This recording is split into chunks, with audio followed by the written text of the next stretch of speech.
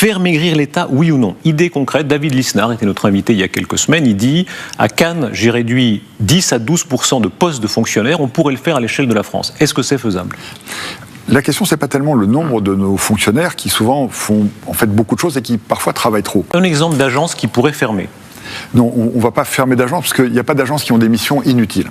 Depuis tout à l'heure, il n'y a pas un seul exemple que vous donnez et ça donne l'impression du bien entendu, nous ne ferons rien. On n'ose pas citer un nom d'agence, on n'ose pas citer un nombre de postes réduits. En réalité, il n'y a aucune économie concrète qui est donnée.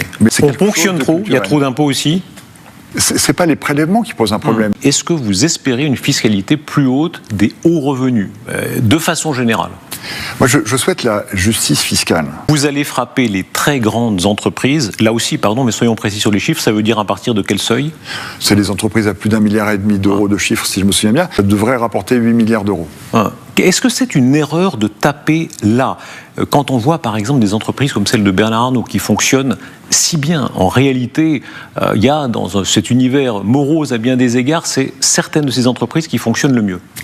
Il faut se méfier d'une réticence à l'impôt. L'impôt permet de financer les services publics, l'école, la défense nationale. Sans être ultra-libéral, quand on voit le désordre dans lequel on est dans, le fait que Bercy n'ait pas pu prévoir un déficit qui est passé de 4,4 en quelques mois, 4,4 à 6, on se dit que mieux vaut qu'une partie de richesse nationale soit gérée dans des sociétés qui marchent, comme Bernard Arnault, que transférée par à une richesse gérée par l'État. Vous êtes beaucoup trop libéral pour moi, effectivement.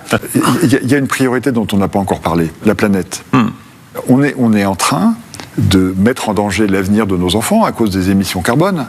Et l'idée que le président américain veuille extraire plus de pétrole, rejette l'accord de Paris, mais il nous met tous en danger.